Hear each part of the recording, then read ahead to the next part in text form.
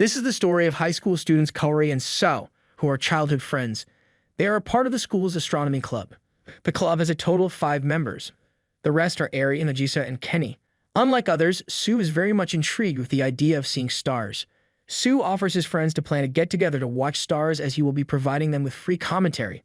Kaori gives him the idea to try building a planetarium as it will refresh their childhood memories. Everyone admired the idea and started planning for it. Kaori has feelings for Su, but everyone knows except him, which upsets everyone.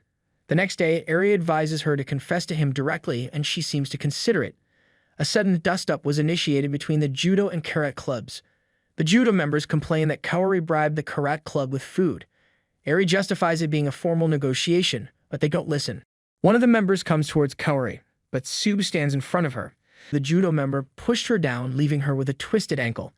It angers Nagisa, and she teaches everyone an unforgettable lesson. The next day, Su decides to take everyone to see the stars as per plan. The following day of the get-together, Kaori finally finds the courage to confess her love and leaves the room by giving Su time to think. On her way home, her stuffed toy dropped in the middle of the road. In the attempt to pick it up, she meets with an accident and goes comatose. Then we see the time is reset to the beginning of their story, where Kaori is fit and fine. There's one thing mysterious, though. A naked girl named Yu Furukawa enters the scene and claims to know Su. No one seems to know about the mysterious girl. However, to sort the matter out, Nagisa takes the girl with her, and it's revealed that she is an amnesiac. To make her feel better, Nagisa gets her admitted to her school, and Yu joins it the next day. Things were getting mysterious when suddenly she left the class, remembering Kaori. After a girl claimed to see a ghost, rumors were in the air. Not giving much thought to the rumors for a while, the astronomy club starts preparations for the coming school festival. However, at the request of the council president, the team starts investigating the eyewitness about their spooky experiences. Most reported the ghost as having long hair and wearing a uniform. Yu was with Nagisa where she remembered her reason for being here. Not revealing much about it, she requests Nagisa to keep it a secret. The next day, the judo club and the karate club initiate a fight, suddenly making Yu remember Kaori's broken ankle. Therefore, she stops her from joining their discussion. The same incident repeats, but before the judo member can hit Kaori, Yu takes her out of the room. While they were on their way, Kaori saw the ghost herself. Her scream called everyone to attention, leading Eri to find some suspicious students. It was then revealed that there was nothing like a ghost, but a film society students planned to capture the school's horror incidents for the coming festival. As a token of apology, the students give their cameras to the astronomy club. Su starts exploring the camera and starts the next day capturing memories of his friends. During break time, the friends decide to go on a picnic to capture some more memories. They were so busy with themselves that they realized that they had moved past the picnic spot long ago. After coming this far, Su decides to go to the last spot deep in the mountains. This is the same spot Kaori and Su came to in their childhood. The childhood buddies spent time with each other, being nostalgic all the time. The whole day passed, cherishing their new memories and remembering their past. After returning from the picnic, everyone gets busy with the festival preparations. The astronomy club gets busy finding things necessary for the coming occasion.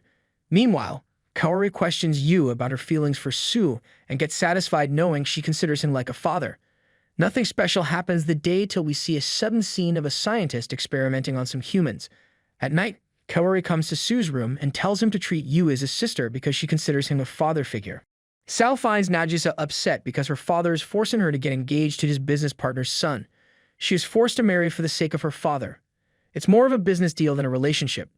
Their meetup was decided by her father. Instead of going with her fiancé, she goes with Su. After having lunch with Su, Nagisa's fiancé, Ikaru, picks her up, but she ends up dragging Su to the mess. The three of them spend their time enjoying themselves in Joy City. Su assures Nagisa that the whole astronomy club is there for her if she needs help. Everyone except Nagisa gathers at Kaori's home to prepare sweets for the school festival.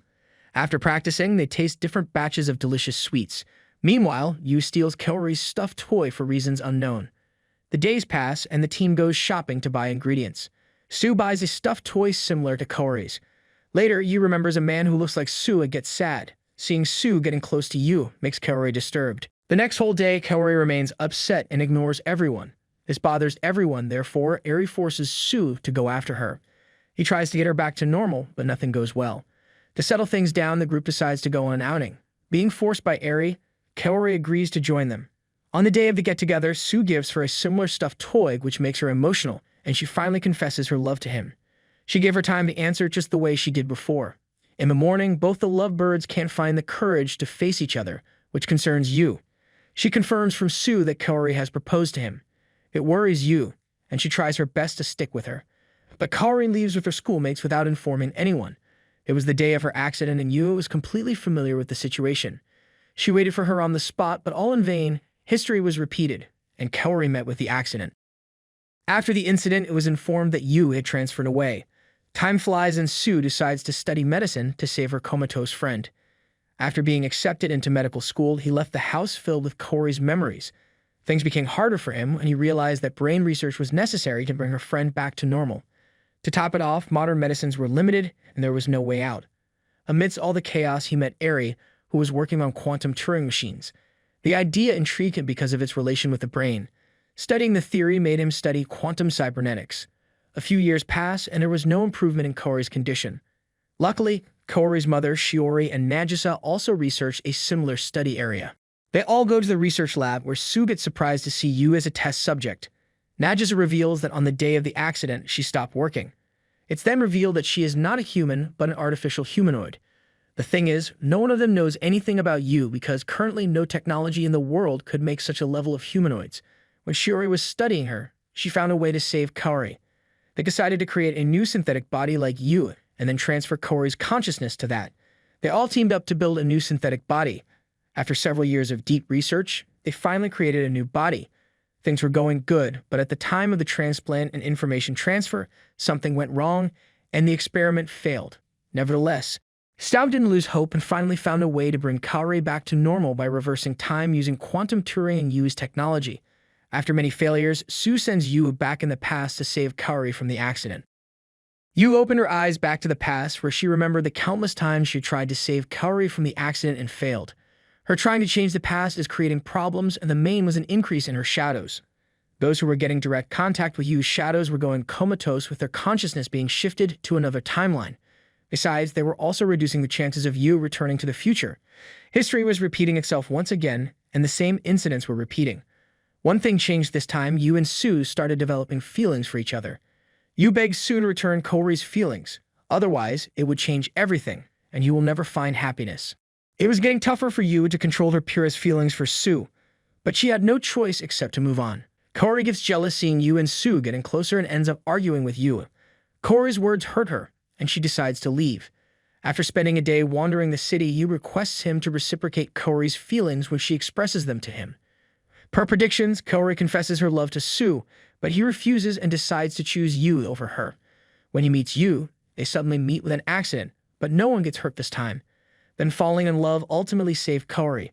Unfortunately, soon after they confess, Yu fades away, leaving no memories of her behind. After the incident, Sue was the only one on the spot, and there were no signs of Yu. No one remembered her existence. Despite the empty feeling that Yu left behind, everything started falling back into place. The Anatomy Club experiences déjà vu but can't guess what's happening to them. Only Yu's friend Karen remembered her, which she discussed with the Astronomy Club. They all felt a member missing but couldn't remember who. On the other hand, we see old Eri arguing with Sue that sending Yu in the past wasn't a good option despite knowing that it would cost her life. The story ends with Kaori and Sue united in the future, while the Sue from the past cries in the memories of Yu.